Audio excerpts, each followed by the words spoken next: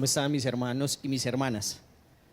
Espero que se encuentren muy bien en esta mañana, que el Señor les bendiga. Damos gracias al Señor por ese tiempo, damos gracias al Señor por esta serie de Romanos en la que de verdad hemos aprendido bastante, se ha profundizado, y si bien en cada enseñanza no se dice todo lo que hay en Romanos, poco a poco se va ampliando y Dios nos va iluminando cada vez más, que vamos exponiendo cada capítulo uno a uno. Entonces quisiera comenzar con la siguiente reflexión. El ser humano, mientras transita por esta vida, que es fugaz e ilusoria, experimenta situaciones que le marcan fuertemente. Algunas le producen o mucha felicidad y mucho contentamiento, y eso queda en nuestra mente, queda ahí guardado en nuestro cerebro, pero otras producen mucho dolor, y de la misma manera también impacta y lo quebrantan a uno y causan heridas. Y pensaba en una situación en especial, pensaba en muchas que nosotros nos podemos ver afectados y en las que podemos experimentar, pero había una, y era ser secuestrado. No sé si alguno lo ha experimentado o ha tenido familiares que en algún momento le hayan secuestrado. Y yo pensaba como a manera personal, si eso ocurriera en mi vida, yo digo, eso debe ser muy duro, tanto para uno como para los seres queridos, para las personas que lo conocen. O sea, debe ser muy duro que uno sea secuestrado, que lo tomen a uno por la fuerza personas desconocidas, que lo lleven a un lugar bien retirado, que lo amarren, lo amordacen y lo metan a uno en un cuarto oscuro o lo lleven por allá en un monte. Eso debe ser duro, tétrico. Y que constantemente usted sea recibiendo amenazas de muerte, porque si no coopera usted o no coopera su familia, o si alguien no paga el rescate. Entonces usted constantemente lo ponen, le dan poca comida o no le dan comida. Entonces usted no sabe si va a salir con vida. La esperanza se va perdiendo poco a poco. Usted puede hacer planes en su mente cómo librarse, usted intenta escapar, pero finalmente si usted está encadenado, está amordazado, tiene sus ojos cubiertos y usted no sabe dónde está, es imposible que usted pueda escapar. Ahora, ¿cómo será a la vez la alegría y la esperanza cuando usted empieza a escuchar a su alrededor helicópteros y una voz que dice: Policía Nacional, Ejército de Colombia, los tenemos rodeados al suelo, bajen sus armas? Yo digo que ese día uno siente que vuelve a vivir. Así es, uno siente que volvió a la vida, que vuelve a nacer, que vuelve a resucitar. Y algo similar a esto nos predicaba el pastor la semana pasada en Romanos 7, donde aprendimos de que antes de que fuéramos liberados, estábamos secuestrados por un enemigo que llevamos internamente en nuestro ser, y es el pecado, que ejercía control total sobre nuestras vidas. Lo peor es que ni sabíamos que nosotros estábamos secuestrados, ni sabíamos. Nos tenía sumergido en las tinieblas, nuestra mente entenebrecida, pensando solo en hacer lo malo. La inclinación de nuestro corazón y todo nuestro deseo eran únicamente en obediencia a la ley del pecado, al poder del pecado, solamente. No teníamos en cuenta para nada a Dios y tampoco su verdad. El pecado era nuestro amo, el pecado era nuestro Señor, y da rabia y da enojo que le digan eso a uno, pero esa es la realidad de acuerdo a la palabra de Dios. Y aunque teníamos en nosotros la ley moral de Dios escrita en las conciencias, la ley de pecado no permitía que le obedeciéramos. Usted podía tener muy claro que era mal mentir, pero usted con todas las ganas usted mentía una vez tras otra. Hasta que vino un poder mayor del Espíritu Santo que iluminó nuestra mente al aplicar la palabra de Dios en nuestras vidas. Y en ese momento entendimos que nosotros estábamos prisioneros. Fue en ese momento. En ese momento entendimos que éramos incapaces de escapar para poder hacer lo bueno. No había esperanza alguna para nosotros. Como dijo Pablo: miserable de mí. Pablo, cuando viene la palabra del Señor, cuando viene la ley a su vida, él puede reconocer: miserable de mí, ¿quién podrá librarme de este cuerpo de muerto? Eso está ahí en el Romanos 7:24. Pero así como Pablo, escuchamos a lo lejos la voz de las buenas noticias acerca de uno que sí tiene el poder de liberarnos de la condición en que nos encontramos. A partir de ahí es que llega la esperanza y volvemos a vivir. Y de esa obra es que vamos a hablar en el día de hoy. Entonces quiero invitarlos a que tomen sus Biblias y vamos a estar en Romanos capítulo 8, versículos del 1 al 17. El título de la enseñanza es Vidas conforme a la obra redentora. El primer subtítulo, está entre subtítulos, el primero es la obra del Espíritu de vida, desde los versos 1 al 8. El siguiente título es Moradas del Dios vivo, versículos del 9 al 11. Y por último, del 12 al 17, viviendo en coherencia y dependencia, del 12 al 17. Que así como oraba a nuestro hermano Ulises ahorita, que el Señor quite todo prejuicio, que quite todo argumento en nuestras vidas, todo lo que opone resistencia a la palabra de Dios, entendiendo que es el pecado en nosotros que se resiste a la palabra del Señor. Entonces que Dios nos permita tener un corazón humilde y recibir su palabra. Entonces leo a favor de ustedes del versículo 1 al 17 en la Biblia, en la Nueva Biblia de las Américas. Leo en el nombre del Padre, del Hijo y del Espíritu Santo. Por tanto, ahora no hay condenación para los que están en Cristo Jesús, los que no andan conforme a la carne, sino conforme al Espíritu. Porque la ley del Espíritu de vida en Cristo Jesús te ha libertado de la ley del pecado y de la muerte. Pues lo que la ley no pudo hacer, ya que era débil por causa de la carne, Dios lo hizo, enviando a su propio Hijo en semejanza de carne de pecado y como ofrenda por el pecado. Y como ofrenda por el pecado condenó al pecado en la carne, para que el requisito de la ley se cumpliera en nosotros, que no andamos conforme a la carne, sino conforme al Espíritu. Porque los que viven conforme a la carne ponen la mente en las cosas de la carne, pero los que viven conforme al Espíritu, la mente en las cosas del Espíritu. Porque la mente puesta en la carne es muerte, pero la mente puesta en el Espíritu es vida y paz. La mente puesta en la carne es enemiga de Dios, porque no se sujeta a la ley de Dios, pues ni siquiera puede hacerlo. Y los que están en la carne no pueden agradar a Dios. Sin embargo, ustedes no están en la carne, sino en el Espíritu, si en verdad el Espíritu de Dios habita en ustedes. Pero si alguien no tiene el Espíritu de Cristo, el tal no es de él. Y si Cristo está en ustedes, aunque el cuerpo esté muerto a causa del pecado, sin embargo el Espíritu está vivo a causa de la justicia. Pero si el Espíritu de aquel que resucitó a Jesús de entre los muertos habita en ustedes, el mismo que resucitó a Cristo Jesús de entre los muertos también dará vida a sus cuerpos mortales por medio de su Espíritu que habita en ustedes. Así que, hermanos, somos deudores, no a la carne, para vivir conforme a la carne. Porque si ustedes viven conforme a la carne, habrán de morir. Pero si por el Espíritu hacen morir las obras de la carne, vivirán. Porque todos los que son guiados por el Espíritu de Dios, los tales son hijos de Dios. Pues ustedes no han recibido un espíritu de esclavitud para volver otra vez al temor, sino que han recibido el espíritu de adopción como hijos, por el cual clamamos Abba, Padre. El Espíritu mismo da testimonio a nuestro espíritu de que somos hijos de Dios. Y si somos hijos, somos también herederos, herederos de Dios y coherederos con Cristo, si en verdad padecemos con Él, al fin de que también seamos glorificados juntos, glorificados con Él. Amén.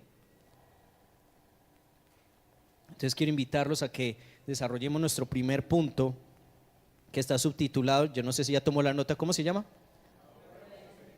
La obra del Espíritu. En mi anterior enseñanza, y vamos a comenzar ahí con el versículo 1, usted puede ir leyéndolo. En mi anterior enseñanza expliqué que Dios, como amo y Señor de toda la creación, es quien establece las leyes que rigen esa creación.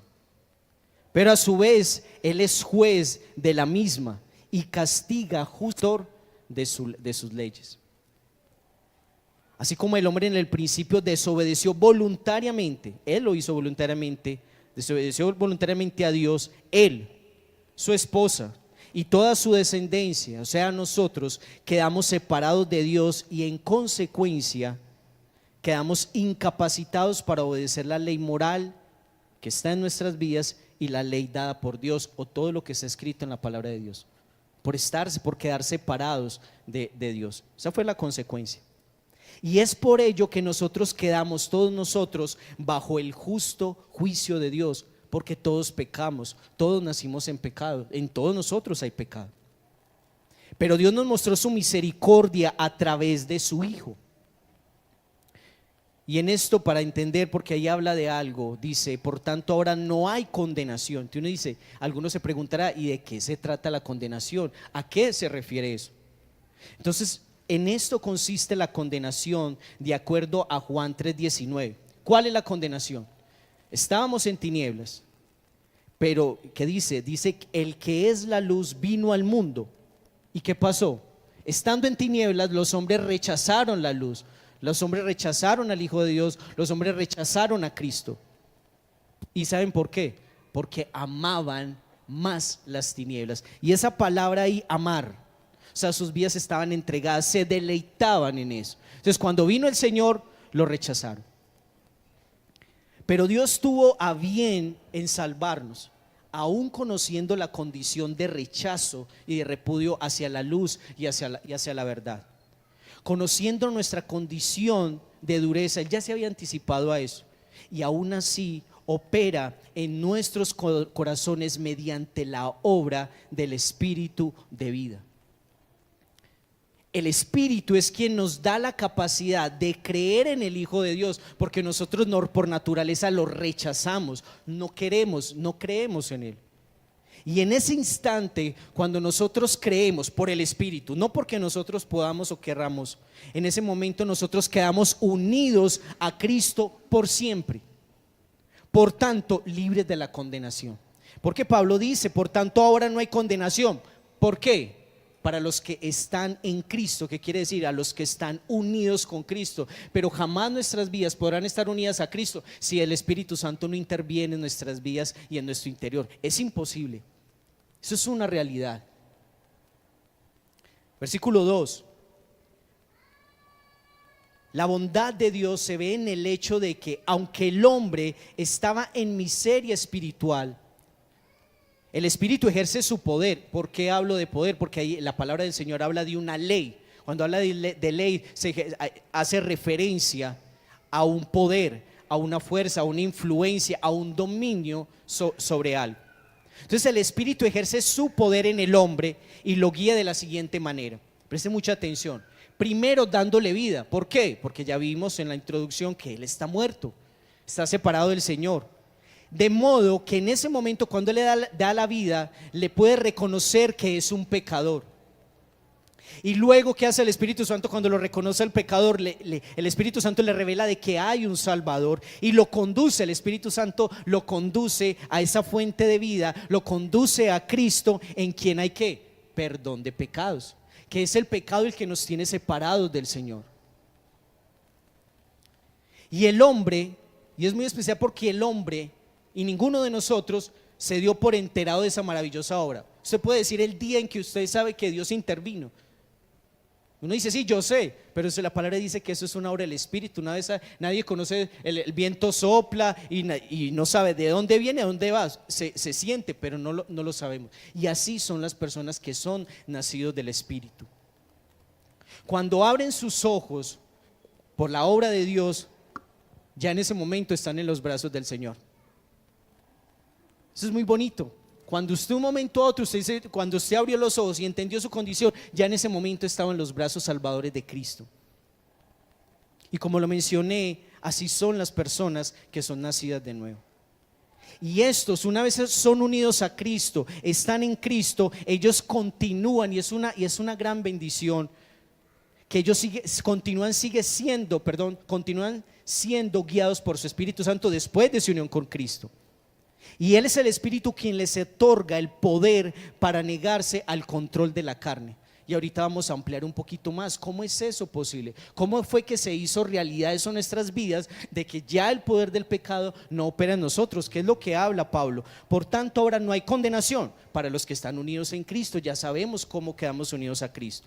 Los que no andan conforme a la carne, sino conforme al Espíritu. Porque la ley del Espíritu, el poder del Espíritu de vida en Cristo Jesús, te ha libertado del pecado y de la muerte. Versículo 3. Pues la ley no pudo hacer, pues lo que la ley no pudo hacer, ya que era débil por causa de la carne, Dios lo hizo, enviando a su propio Hijo en semejanza de carne, y como ofrenda por el pecado condenó al pecado en la carne. La ley de Dios es buena. Pero es que ahí dice, venga, es que la ley no pudo salvarnos. ¿Y qué pasó? Si la ley viene de parte del Señor, ella es santa, ella es buena, ella es justa. Pero de acuerdo a lo que hemos estudiado y hemos aprendido por la palabra del Señor, su propósito, ella es buena y es útil para que conociéramos que hay un mal en nosotros, que es el pecado. Para eso fue que se hizo la palabra de Dios, pero nosotros corrimos a querer cumplir todos los mandamientos de Dios. ¿Y qué pasó?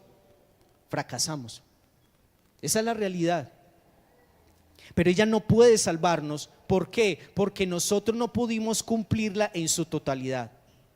¿Pero qué? Entonces eso impidió ya entonces la obra de Dios, su plan que Él tenía desde antes de la fundación del mundo. Para nada. Dios no está limitado, y es lo que dice ahí. La ley no pudo, pero Dios sí puede. Dios es todopoderoso. Su plan no había terminado ahí. Él no está limitado, y en su sabiduría envió a su Hijo Jesús, quien siendo Dios se hizo igual a nosotros. Que eso es lo que dice, envió a su Hijo en semejanza de carne de pecado. Él fue engendrado por el Espíritu Santo, nació sin pecado y vivió sin pecado. Por su vida perfecta, Dios Padre lo ofreció como un cordero en sacrificio de olor fragante. Y eso inmediatamente nos lleva al Antiguo Testamento, tal cual Dios se lo demandó a los sacerdotes allí en Levíticos capítulo 4, de que se lo demandaba a los sacerdotes, de que los sacrificios de los animales para la expiación o el perdón de los pecados debía ser sin defecto alguno. Y por eso es que el Señor ofrece a Cristo, porque Cristo no tenía pecado alguno. Versículo 4: para que el requisito de la ley se cumpliera en nosotros, que no andamos conforme a la ley, sino conforme al Espíritu. En ese entonces el animal, porque aquí habla de un sacrificio, y obviamente debe remitirnos al Antiguo Testamento, donde el Señor demandaba esos sacrificios. Entonces en ese entonces el animal era sacrificado afuera en el altar de bronce. Ya si usted de pronto quiere indagar un poquito más, había un altar en especial afuera donde se sacrificaban los animales. Allí el sacerdote, luego de poner las manos sobre el animal, ¿qué hacía? Lo degollaba, derramando su sangre para la expiación del pecado. Y luego, ¿qué procedían a hacer? A quemar el animal en expiación y en ofrenda al Señor para expiar del pecado. Y de ese mismo modo Jesús, siendo justo, fue ofrecido fuera de la ciudad de Jerusalén por el Padre. Fue Dios por medio de mano de hombres pecadores, y lo ofreció en el altar de la cruz, donde derramó toda su sangre para el perdón de nuestros pecados. Eso es lo que dice ahí. Y si usted puede, vuelve y lo lee.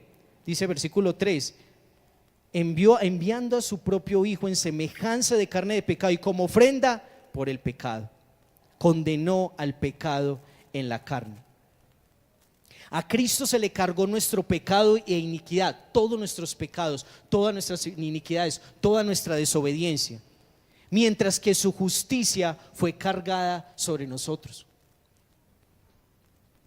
Como si nosotros hubiéramos sido los que hubiéramos cumplido con todas las demandas y con todos los requisitos de la ley. Pero lo cierto es que fue Jesús quien lo hizo posible. En la cruz Cristo hizo posible que fuéramos libres de la condenación, la cual al creer en Él por la obra del Espíritu, la salvación y su justicia nos fue aplicada.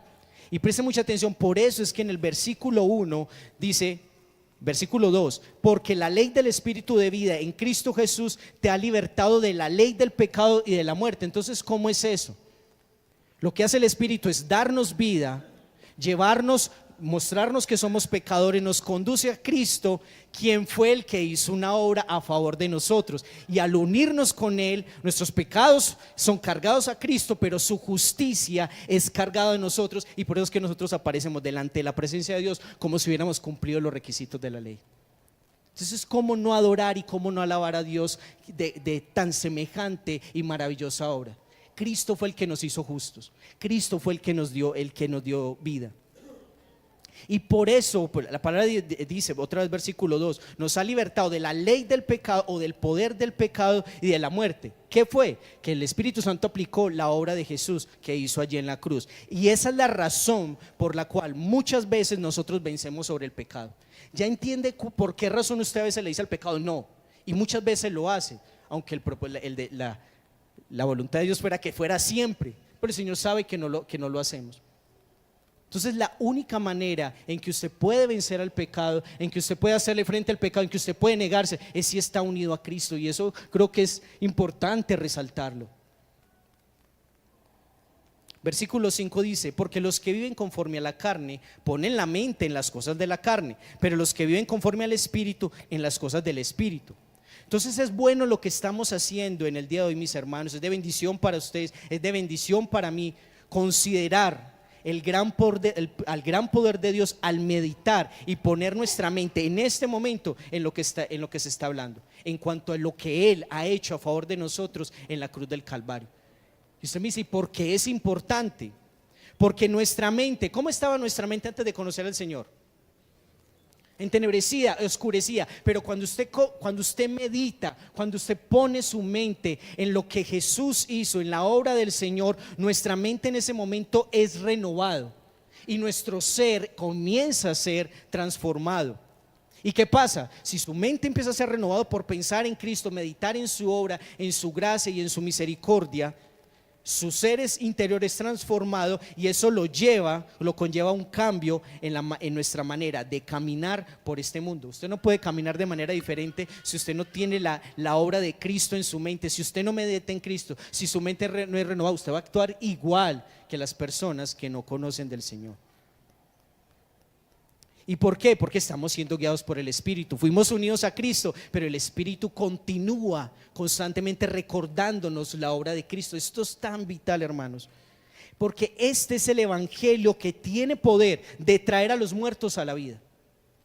Esto es lo que resucita a las personas en su interior y produce en nosotros, que ya hemos sido alcanzados por gracia, esto. Al empezar renovando nuestra mente, siendo transformado nuestro interior, caminando de manera diferente por la obra de nosotros, ahí es donde se empieza a producir en nosotros, por el Espíritu, el amor, la fe, el gozo, la paz. Ahí es donde nosotros, cuando ahorita cantamos, es que empezamos a tener deseo de ser como Cristo, de parecernos a Cristo, porque es el Espíritu Santo quien está produciendo esos deseos en nosotros. Esos deseos de santificación, de apartarse de lo malo, de resistir a lo malo, esos deseos no son suyos, esos deseos son del Espíritu. Y es muy buena noticia que eso esté ocurriendo en su interior y en su corazón. Si eso no está ocurriendo, eso ya es un problema.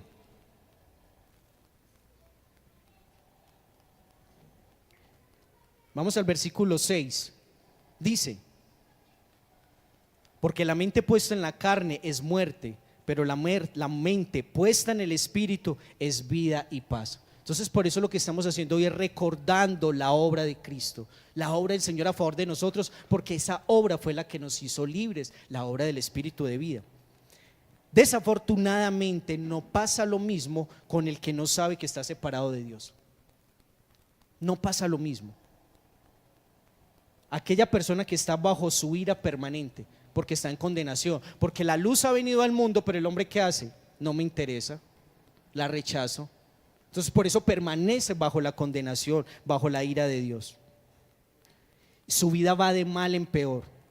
Y que no se engañe aquel que está separado del Señor, que por los bienes que posee y por todo lo que ha alcanzado, su vida está bien. Que no se engañe. Pues que a mí me está yendo bien sin Dios, no se engañe. Si no se arrepienta, cuando muera pasará una eternidad solo de sufrimiento. Esa es la verdad. Pero lo peor es que una vez más no lo sabe porque su mente está oscurecida por el príncipe de este mundo. Él no sabe, no entiende. Estas cosas él no las puede entender porque son espirituales. No sabe que es esclavo. Y por eso, a diferencia de los que están en Cristo, de los que están unidos en Cristo por la obra del Espíritu de vida, esas personas solo pueden producir obras de pecado. Eso es lo natural, eso es lo normal. Adulterio, normal. Fornicación, libertinaje sexual, orgías, idolatría, hechicería, robos, enemistades, pleitos, celos, iras, contiendas, divisiones, homicidios, borracheras, entre otras innumerables. Y eso está en Gálatas capítulo 5, versículos 16 al 23. Eso es lo que produce una persona que no está separada en Cristo. Pero entonces uno empieza a hacerse la pregunta, y no voy a profundizar en otras. Pero entonces, ¿qué está pasando cuando entre nosotros hay pleitos, celos, iras, divisiones? Ya uno tiene que empezar a reflexionar qué está pasando. Porque se supone que esas son las obras de la carne, pero no son las obras del Espíritu, porque el Espíritu produce algo diferente en nuestras vidas y en nuestros corazones. Entonces, ¿qué es lo que está pasando? Entonces, la verdad, mis hermanos, es que no podemos, como para ir concluyendo en este punto, no podemos andar en el Espíritu separados de Dios. Es imposible. Si estamos separados de Dios, es imposible nosotros hacer las obras del Espíritu. Mira lo que dice el versículo 7. La mente puesta en la carne, ¿qué es? Es enemiga de Dios, porque no se sujeta a la ley de Dios, pues ni siquiera puede hacerlo. Y los que están en la carne no pueden agradar a Dios. Romanos 1:28, posiblemente ahí está. Romanos 1:28 dice que por cuanto no aprobaron tener en cuenta a Dios, Dios los entregó a una mente depravada, reprobada, inútil para hacer lo que no conviene. O sea, no quisieron darle gloria a Dios, no quisieron sujetarse a Dios, no quisieron someterse a Dios. Entonces, ¿qué hizo el Señor? Como juicio. Entonces, listo, ¿quieres hacer esto? Entonces lo entrego, lo suelto.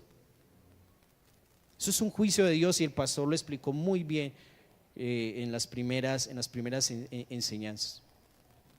Una mente así, mis hermanos, ni quiere ni puede obedecer al Señor. Una mente así no puede entender, no puede conocer la bondad, la misericordia, la paciencia que Dios tiene con la raza humana.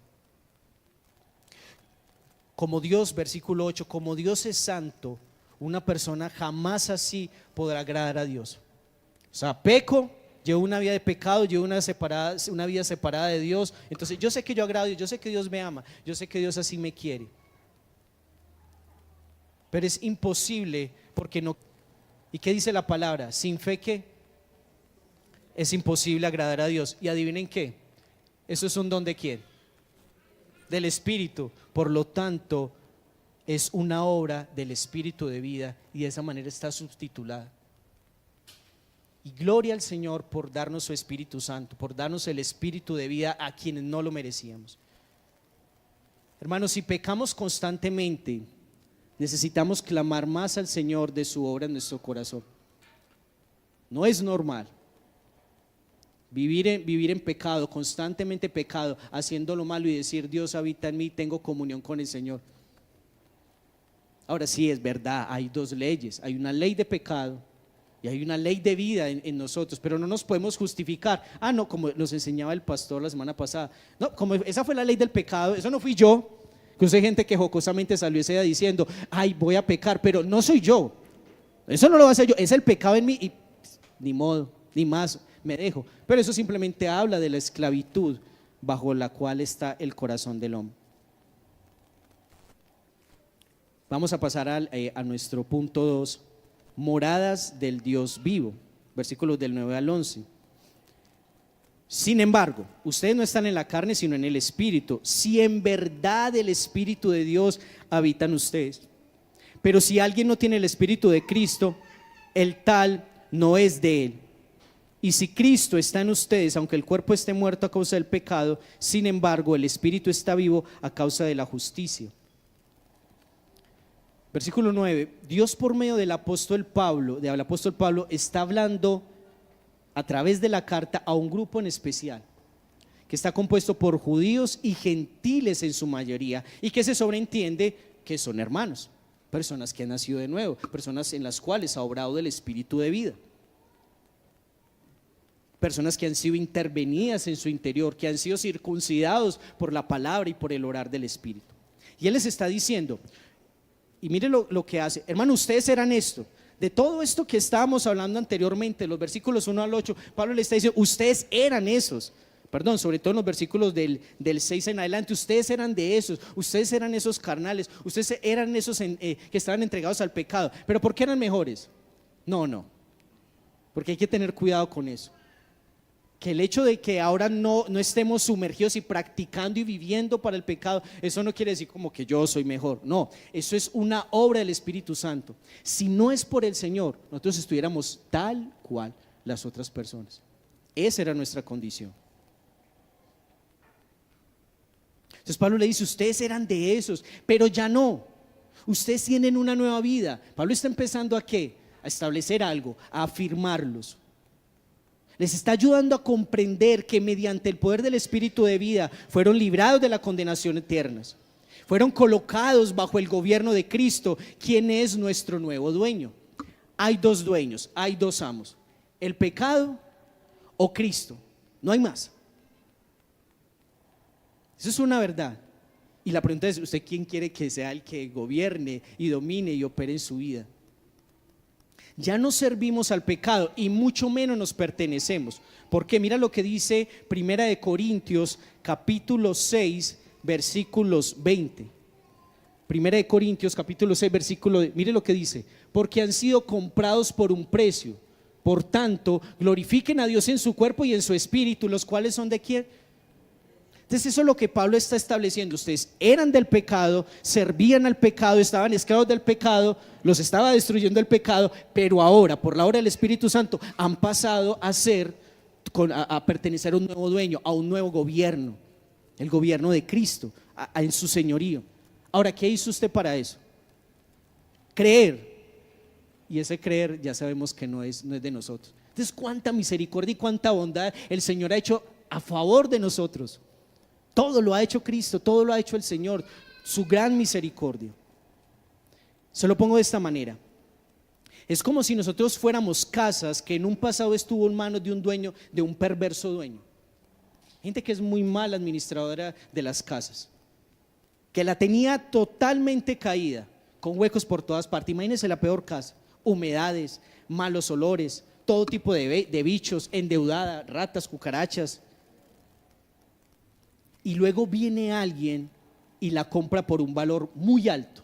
O sea, uno puede decir, eso no es coherente. Antes, por lo más mínimo, por cualquier 500,000 pesos doy por esa casa. Pero viene alguien y que compra esa casa por un alto valor y comienza a reconstruirla, comienza a hacerla de nuevo, comienza a limpiarla. Eso es lo que hace Jesús en nosotros. Pero el Señor a través de Pablo está haciendo algo más que afirmarlo. Sí, es necesario afirmarlo, es decirles, ustedes estaban allá, pero ahora están acá. Les está llevando, Dios está cavando más profundamente en esas moradas que somos nosotros. Pablo quiere ir mucho más allá, o el Espíritu Santo a través de Pablo. Como mencionó el hermano, quiere limpiar el lugar de su habitación, el lugar que él compró, el lugar que él rescató, el lugar que él redimió. Él quiere limpiarlo. ¿Y cómo lo hace Pablo? Sí, primeramente el Espíritu Santo afirmando, ustedes estaban allá, ahora están acá, pero su obra no para ahí, su obra no se detiene ahí.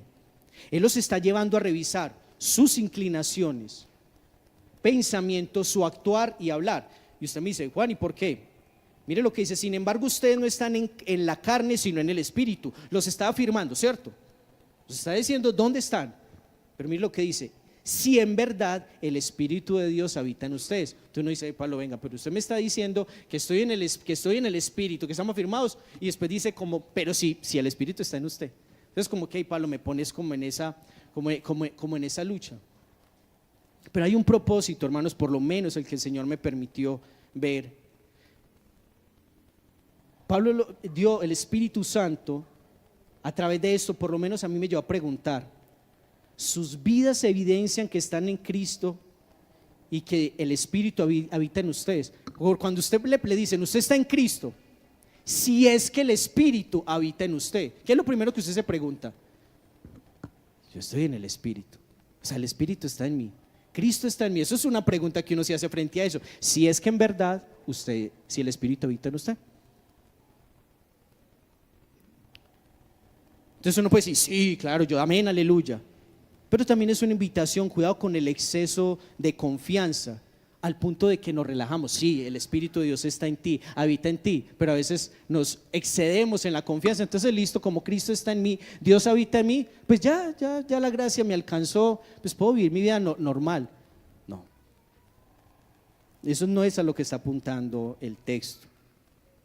Otra pregunta: ¿habrá que hacer ajustes? Con esa pregunta, ¿habrá que hacer renuncias? Porque el Señor compró una casa que estaba destruida para limpiarla, y nosotros estamos ahí como unos arrendatarios. Entonces es imposible sostener, hermanos, una vida doble, una vida de pecado y otra en el Espíritu, vivir de manera tibia. Eso no se sostiene. Eso tarde que temprano se va a inclinar hacia un lugar, y eso va a mostrar las evidencias de dónde pertenece usted y quién habita en usted. Nosotros simplemente, hermanos, somos administradores. Entonces no se puede servir a dos señores. Y yo le quiero invitar, a manera de ir aplicando poco a poco la palabra, si esta mañana usted reconoce que vive más en la carne, que le encantan las obras de la carne, pero simpatiza con la vida del Espíritu, con venir a la iglesia, si usted reconoce que ama más al mundo que la vida con los hermanos de la iglesia, qué pereza estar con esa gente. Por eso Pablo dice: si en verdad el Espíritu de Dios habita en ustedes.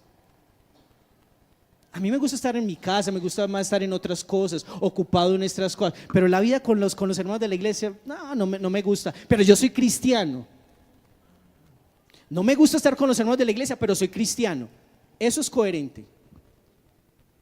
No, eso no es coherente. Hay evidencias, hermano. Eso ya nos está dando una respuesta: quién habita en nosotros, de quién somos morada. A mí esa gente me produce rabia, me produce odio, me produce resentimiento. No aguanto estar con esas personas, no lo tolero, son tan fastidiosos, hablan de unas cosas que yo no entiendo ni comprendo. ¿Quién habita en usted? A mí me gusta estar solamente con los míos y ya. Si en verdad, Pablo dice, sin embargo, ustedes no están en la carne, sino en el Espíritu. Gracias, Dios, gracias, Señor. Si en verdad el Espíritu de Dios habita en ustedes. Entonces, si usted ama más lo uno, necesita arrepentirse y venir a Cristo por primera vez.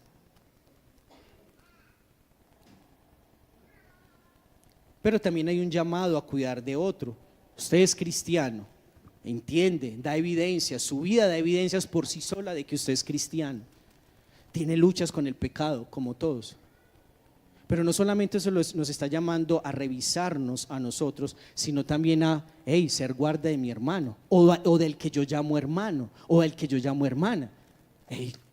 Lo que está haciendo mi hermano sí da evidencias de ser un cristiano. Entonces, ¿qué necesita? Si uno ve que está actuando mal, yo debo de ir y exponerlo al evangelio. Hermano, si en verdadmente estás en Cristo, esas no son las obras del Espíritu, esas son las obras de la carne. Arrepiéntete. Hermano, gracias. Como ayer el hermano, por ejemplo, el pastor me reconvenía en algo. Hermano, ten cuidado con esto, cuídate de esto. ¿Quién era el que estaba haciendo eso? Era Dios. Y ahí pude ver la actitud de mi corazón y los deseos de mi corazón. Pero pude decir: hermano, tiene toda la razón, muchas gracias. A usted dice: usted está dando gloria. Yo no me estoy dando gloria, estoy dando gloria de la obra del Señor. Porque cuando se recibe con humildad, aunque nuestra carne quiere otra cosa, Eso quiere decir que hay una obra del Espíritu de vida en nosotros. Pero cuando a usted se le exhorta, se le corrige y usted como que, ay, ya no me digan eso más. Ya, ay, qué maluco, y cierto, y queda usted cargado con el hermano, con el predicador, con aquel que viene y se acerca a reconvenirle. Versículo 10. Y si Cristo está en ustedes, otra vez ya vuelve Pablo, bueno, ya pasó esa avalancha. Y si Cristo está en ustedes, aunque el cuerpo esté muerto a causa del pecado, sin embargo el espíritu está vivo a causa de la justicia.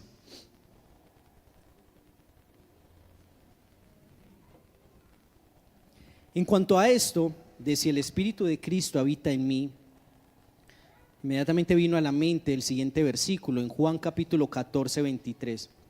Si alguno me ama, antes que amábamos el pecado y todos sus deleites. Si alguno me ama, guardará mi palabra, la atesorará. Pero porque es muy bueno, por la obra del Espíritu.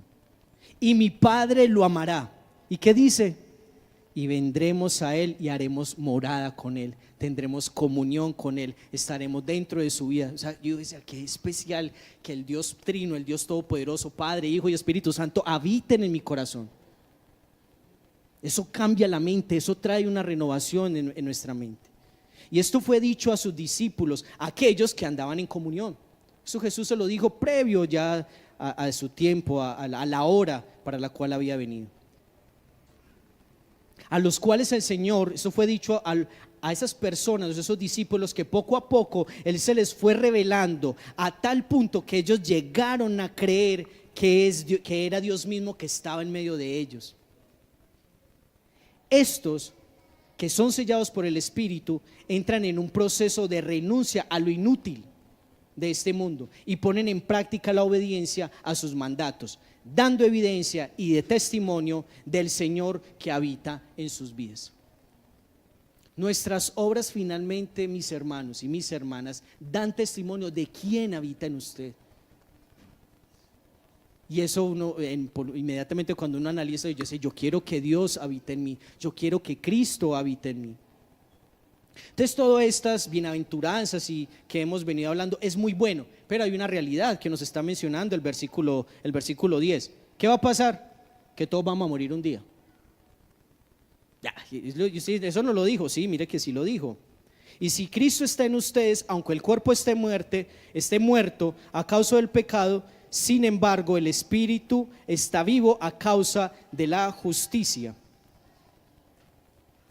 Dice, pero si el espíritu de aquel que resucitó a Jesús de entre los muertos habita en ustedes, el mismo que resucitó a Cristo Jesús de entre los muertos también dará vida a sus cuerpos mortales por medio de su espíritu que habita en ustedes. O sea, va a llegar un momento, hay una realidad en que nosotros vamos a morir, cristiano o no cristiano, justo o injusto. Pero la pregunta es, ¿en qué estado vamos a partir de esta tierra? Y eso es para todos, desde el más pequeño que está acá hasta el más grande. ¿En qué estado morirá? ¿Libre o esclavo del pecado? Eso determina el lugar a donde irá nuestra alma. Pero para el cristiano hay esperanza, porque al creer en Jesús, nuestro espíritu fue redimido. Ya hubo vida en nosotros, fue traído a la vida. Pero hay una realidad, es que el cuerpo todavía no. Nuestro espíritu fue redimido, porque mira lo que dice acá. Dice, sin embargo, versículo 10, sin embargo el espíritu está vivo a causa de la justicia.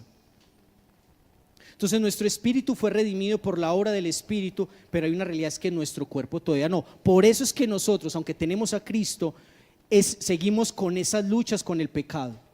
Pero igual va a haber una consecuencia de que nosotros no vamos a poder librar, y es enfrentar las consecuencias del pecado, que es finalmente la muerte. Es una consecuencia que es del pecado y que todos vamos a experimentar. Y qué interesante, hermanos, pensando en esto, pensando en los dos señores, el pecado produce muerte. Y uno dice, sí, eso es obvio, el pecado produce muerte, pero Dios en nosotros produce vida eterna.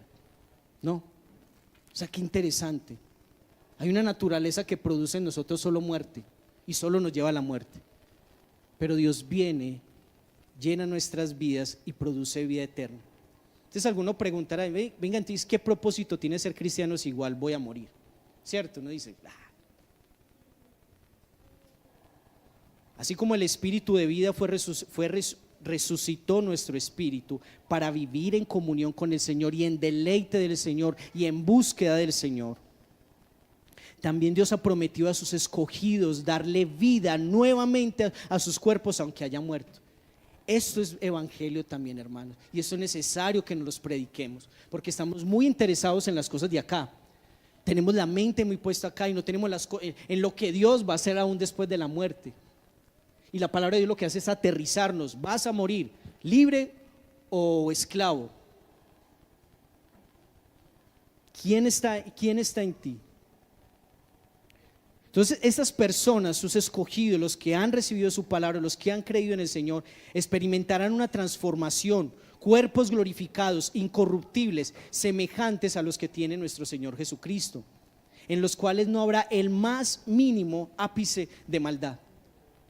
Eso es una bendición, porque ahora entendemos que hay una lucha, que hay una batalla en nuestra carne y en nuestros miembros, pero hay una esperanza, hermanos, que va a llegar un día en que ya no vamos a luchar con eso, porque se nos va a dar cuerpos nuevos, como dice acá en el versículo 11, el mismo que resucitó a Cristo Jesús de entre los muertos, también dará vida a sus cuerpos mortales, pero ya no van a ser los mismos cuerpos, sino cuerpos a la semejanza de Cristo.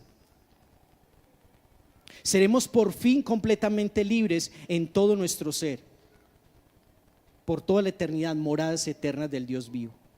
Y quiero que leamos ahí 1 Corintios capítulo 15, versículos 42 al 44. Tenemos ahí 1 Corintios capítulo 15, 42 al 44. Así es también la resurrección de los muertos. Se siembra un cuerpo corruptible, pero se resucita un cuerpo incorruptible. Se siembra en deshonra, se resucita en gloria. Se siembra en debilidad, se resucita en poder. Se siembra un cuerpo natural, se resucita un cuerpo espiritual. Si hay un cuerpo natural, hay también un cuerpo espiritual. Eso está hablando de que después de la muerte, los que hemos creído por la gracia del Señor, vamos a tener un nuevo cuerpo. ¿A usted no le gustaría de verdad que jamás volver a luchar con el pecado, ni con todas esas emociones y con todos esos sentimientos y con todas esas debilidades? Usted espera eso, usted anhela eso. Si usted me dice yo lo anhelo, esos son los deseos del Espíritu que están obrando a favor de usted por estar unido a Cristo. Pero si usted me dice no, yo anhelo otra cosa, yo anhelo salir de aquí rápido, tengo otro compromiso, ¿cierto? Y uno dice como, ay hermano, revísate. Usted que me escucha y que no tiene una relación con Cristo debe de saber lo siguiente: si no se arrepiente de su pecado, usted obviamente también va a morir igual que un cristiano, igual que nosotros, todos vamos a morir. Y también va a resucitar, ¿sabía usted eso? Pero luego del juicio de Dios su cuerpo será echado al infierno. Esa es la diferencia. Todos vamos a morir, todos vamos a resucitar. Los que hemos creído en Cristo nos va a dar un cuerpo nuevo en Cristo Jesús, pero ellos también van a resucitar, pero van a ser echados eternamente, perdidos para siempre después del juicio de Dios. Es bueno reflexionar en eso. Ay Juan, quedémonos más bien con que no hay condenación para los que están en Cristo. Es necesario exponer también las malas noticias, y tal vez esto sirva para que alguien diga, no, yo necesito agarrarme de Cristo, necesito a Cristo, yo quiero todo lo que las bendiciones y las riquezas que hay en el Señor. Ahora, hay algo más que me lleva a adorar a Dios, por lo menos cuando está meditando todo eso, y espero que eso también lo motive a usted a hacerlo. Yo puedo entender que en un cuerpo glorificado habita el Espíritu de Cristo, porque está limpio, sin ninguna impureza, sin ninguna contaminación.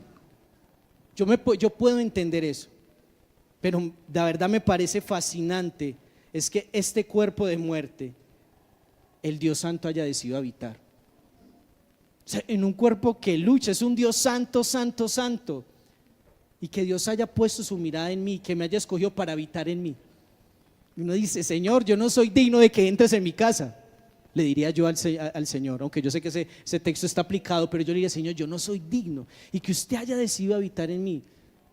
Qué bien el que me has hecho, Señor, cuánta bondad, cuánta misericordia. Y si Dios habita en nosotros, hay esperanza de vida eterna y de un cuerpo de gloria, un cuerpo totalmente diferente. Yo anhelo ese cuerpo, yo deseo tener ese cuerpo, yo no anhelo pecar más. Aunque hay momentos en que mi carne se manifiesta y me conduce, ¿cierto? Qué maravilloso es que el Señor haya puesto su mirada compasiva en este ranchito, ¿no?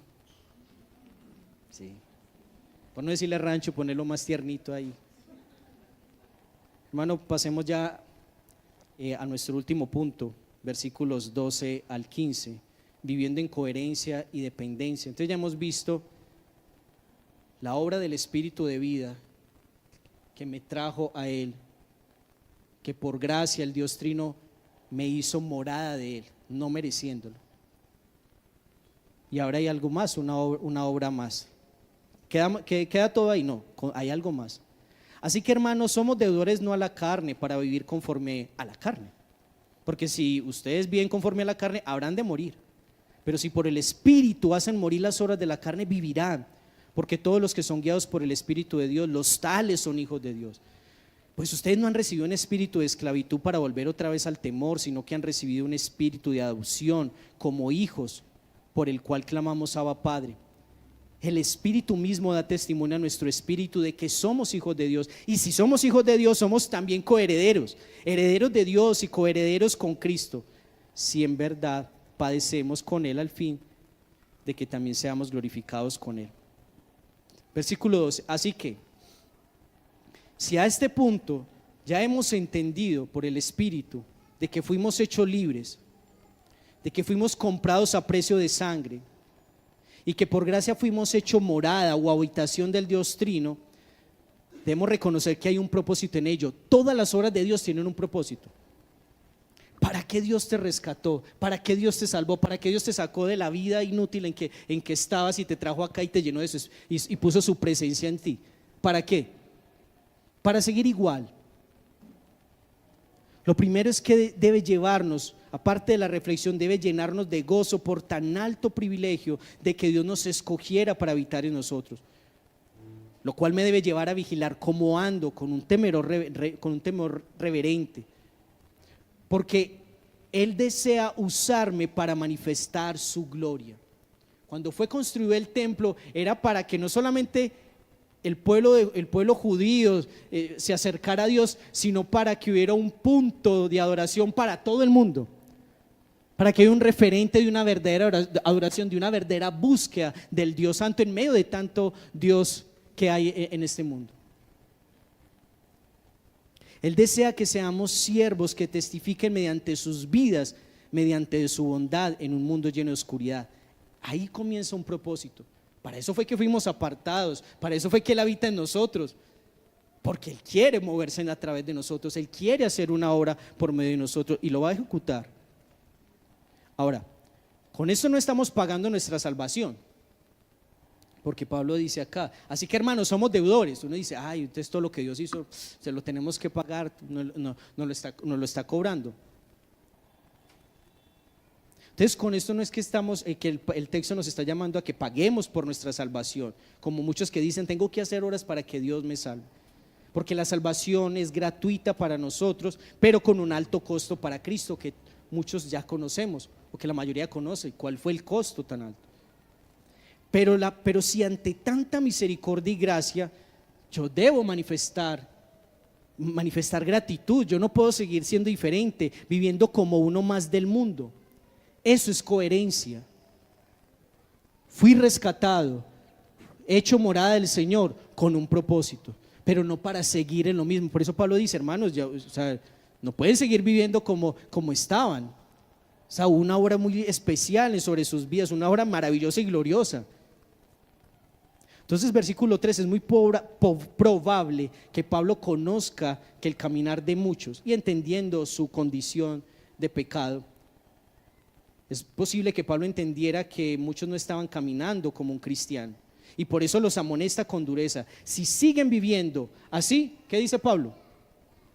Léalo ahí, ¿qué dice?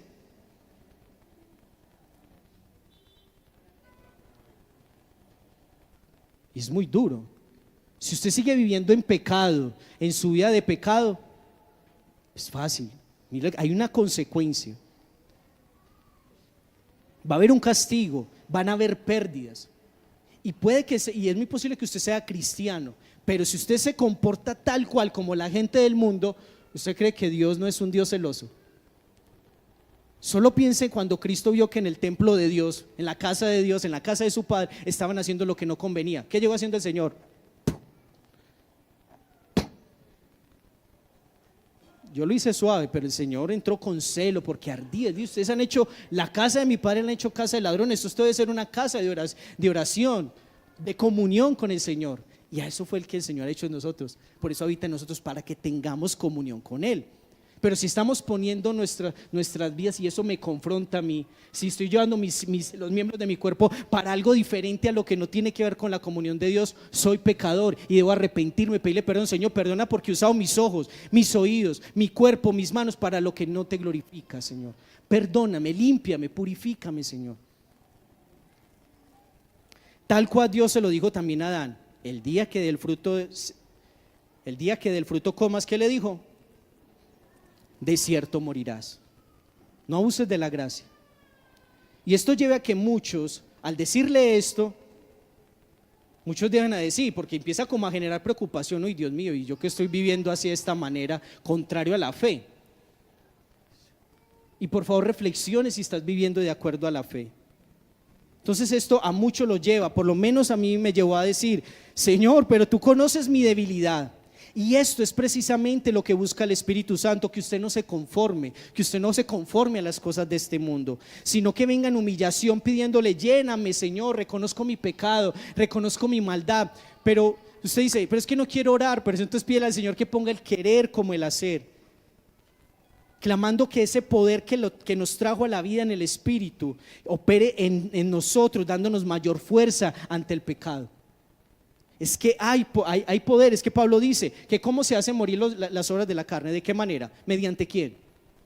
Mediante el Espíritu. O sea que hay un poder que está disponible para el cristiano, para el que ha nacido de nuevo, que se debe aforrar, pedirlo, Señor, clamar, suplicar. Entonces tal vez no te lo quites, eso es una realidad. Pero si aprendes a mortificar tu pecado y a negarte a ti mismo muchísimas veces, y que el Señor nos ayude cada vez a ejercitarnos más, Señor. Pero necesitamos ser llenos del Espíritu Santo. Hay 3 tipos de personas. 1, el esclavo. 2, los que han sido circuncidados por el Espíritu, pero simpatizan con ambas cosas. Pero hay un tercer grupo de personas que saben que Dios, que entienden la obra que Dios ha hecho, pero que necesitan del Señor. Y: Señor, santifícame, límpiame más. Están allí rogando al Señor: Señor, lléname, lléname, lléname. Versículo 14, hermanos, es reconocer nuestra pobreza espiritual, como lo decía el Señor la semana pasada. ¿Por qué? Porque los que reconocen su pobreza espiritual, de ellos ¿quién? De ellos es el reino de los cielos. Hay bendición para los que rasgan sus corazones en su presencia, suplicando: Señor, limpia más mi corazón, quita toda injusticia, ayúdame a ser fiel. Señor, soy tan infiel con mi esposa, soy tan sinvergüenza, Señor, pero ayúdame a ser fiel, Señor. Ayúdame a respetarla, ayúdame a honrarla, Señor. Señor, reconozco que eso es pecado, reconozco que eso no te agrada a ti, estar deseando otras personas que no son mi esposo, que no son mi esposa. Pero te necesito, ayúdame, Señor, lléname, lléname, por favor. Pero es necesario pedirlo, hermanos. Y sé que quedó escaso en la petición delante del Señor, pero es necesario rasgar nuestro corazón delante de Él. Señor, ayúdame a ser más compasivo con el pecado de otros. Me encanta criticarlos, me encanta darle duro, me encanta cada vez criticar lo que dice, la manera en que lo dice, la manera en que lo expone, la manera que eso sí me encanta, eso lo disfruto, Señor. Pero ayúdame, Señor, ayúdame a ser compasivo con la debilidad del otro, porque es igual que yo. Señor, ayúdame a amar más a mi esposa, aunque muchas veces no me respeta, Señor. Me trata como un trapo sucio delante de los hermanos y las hermanas. Es que yo soy la que mando. Perdóneme que ya me emocioné. Señor, es que me cuesta someterme tanto a mi esposo, pero crea en mí un corazón humilde. Señor, mis padres me asfixian con tantos reproches, Señor, tan fastidiosos, tan cansones. Esto para los chicos: ya me quiero ir de la casa, no veo la hora. Pero Señor, ayúdame a permanecer, aunque sienta que sus palabras son como piedras. Ayúdame a honrarlos, ayúdame a respetarlos, ayúdame. Pero necesitamos ser llenos del Espíritu Santo, mis hermanos. No podemos someternos si no es mediante su poder. Es que hay una carne que está batallando, todavía estamos en este cuerpo. Necesitamos buscar la llenura del Espíritu Santo a través de medios de gracia para poder ser testigos de su obra, servir con amor a los hermanos de la iglesia, saber cómo responder ante los ataques y el daño de otros, como Esteban, que era un diácono lleno del Espíritu Santo, que por su unión con Cristo, cuando era apedreado, tomó prestadas las palabras que el Señor Jesús clamó en la cruz y lo dijo de todo corazón, igual: Padre, perdónalos porque no saben lo que hacen. Hubiera podido pedir fuego, pero digo: Padre, perdónalos porque no saben lo que hacen. Esto es lo que hace. ¿Y qué estaba haciendo Esteban por ser lleno del Espíritu Santo? Él servía a los hermanos, él servía a las mesas. Entonces, ¿cómo es posible que estemos llenos del Espíritu Santo, que Cristo habite en nosotros, y no queramos tener comunión con los hermanos, sino queramos servirles? Eso también es un fruto, eso también, esa manifestación es una obra del Señor. Ya estamos terminando, mis hermanos. Versículo 15, Pablo quiere animar a los hermanos a que se acerquen con confianza, porque él dice: ustedes no han recibido un espíritu de esclavitud para volver a estar en temor. Pablo quiere animar a los hermanos a que se acerquen con confianza delante del Padre, no como el pueblo de Israel, que cuando él se manifestó temían y eran: Señor, no queremos escucharlos, y no se acercaban. ¿Y por qué el Señor quiere eso? Porque ya Jesús abrió el camino a su presencia, nos hizo hijos, nos dio su espíritu, puso su espíritu en nosotros para que clamemos en todo momento, en toda circunstancia, por la obra del Espíritu: Padre, Padre. Eso es lo que significa Abba: Padre, Padre, te necesito, ayúdame. Estas palabras que por el Espíritu podemos expresar y acercarnos en confianza delante del Señor, expresan dependencia total y unión íntima. Usted que tiene a Cristo, usted que ha nacido de nuevo, usted que Dios le ha mostrado la misericordia, ya le puede decir: Padre, Padre, te necesito. Y son las mismas palabras que el Hijo unigénito de Dios, nuestro hermano mayor, en Marcos 14:36 dijo: Abba, Padre, para ti todas las cosas son posibles, aparta de mí esta copa, pero que no se haga mi voluntad, que no se haga lo que yo quiero, sino lo que tú quieras. ¿Y en qué momento estaba él? Un clamor que el Señor elevó con profunda angustia en Getsemaní, horas antes de su arresto y su posterior crucifixión. Esa es la esperanza que el Señor nos ha dado. Por cuanto ha puesto su espíritu, dije que tenía un propósito. Por cuanto puso su espíritu, es para que nos acerquemos confiadamente ante el Padre. Ya somos hijos adoptivos y poder clamar delante de Él todas las oraciones. Y yo sé que usted tiene muchas más de las que acabé de mencionar. Por eso es que el Señor quiere que nos acerquemos. Entonces, estas palabras, con profunda angustia, Jesús clamó en la cruz: Padre, que no se haga mi voluntad sino la tuya. Y posteriormente a este clamor, Él fue arrestado, fue llevado, y en su cuerpo nuestro pecado fue condenado y castigado allí en la cruz. Sus cargos, los cargos del pecado en contra de nosotros, fueron invalidados, y su dominio tiránico de este enemigo fueron destruidos al momento de morir.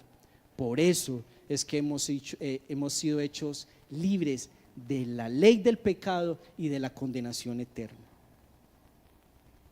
El Hijo nos hizo verdaderamente libres de nuestro enemigo, del que nos tenía secuestrados, para que pudiéramos vivir conforme a la obra redentora del Padre, y que con su resurrección, y que lo hizo con sumo gozo, nos hizo coherederos juntamente con Él de gloriosas riquezas. Pero la riqueza más gloriosa es que ahora tenemos comunión con Él, ahora podemos deleitarnos con Él. Antes nos deleitábamos en el pecado. Y finalmente, mis hermanos, dice el versículo 16: el Espíritu mismo da testimonio a nuestro espíritu de que somos hijos de Dios. Por razón del tiempo no puedo profundizar en las muchas maneras en que el Espíritu testifica, pero quisiera hablar en especial para el que tiene luchas con congregarse, que sabe que es cristiano porque ya hay obras atrás de su vida, pero que le cuesta reunirse con hermanos, participar de los medios de gracia para que su vida se halla en el Espíritu Santo. Puedo mencionar dos. Una de ellas es por medio de la iglesia. Solo la iglesia, solo los hermanos en Cristo, solo los nacidos de nuevo pueden dar testimonio por el Espíritu de que usted ha nacido de nuevo y es hijo de Dios. Ellos pueden admirar su manera de comportarse en su casa, su manera de hablar. Ellos pueden decir: eres cristiano. O ellos pueden decir: no ha nacido de nuevo, necesito predicarle el evangelio, necesito correr a predicarle. Ella, por dirección del Espíritu Santo, da testimonio si eres hijo de Dios o eres esclavo todavía del pecado. Y hay otras formas que dan testimonio del Espíritu. Y nuestras obras en sí dan testimonio de que el Espíritu de Dios obra en nosotros. Quiero invitarlos, mis hermanos, a que nos pongamos de pie, oremos al Señor y que Él nos ayude a vivir vidas coherentes conforme a la obra de redención que de manera gratuita ha sido en nosotros. Ya no podemos seguir comportándonos como antes, no podemos seguir teniendo la misma vida. Y si usted dice, yo quiero seguir en esa misma vida, pídale al Señor: Señor, perdóname, Señor, ayúdame, Señor, límpiame, santifícame. Amén. Cantemos al Señor, hermanos. Y a través de estas canciones, aprovecha ahí para orar, para clamar al Señor, para pedirle que llene tu vida de su presencia. Pero aprovecha este tiempo, la verdad. Aproveche. Si en algo el Señor le habló, si en algo, y yo estoy seguro que en algo, en medio de mis imperfecciones para hacerlo, yo sé que en algo le habló el Señor y deseo que sea así. Entonces venga el Señor.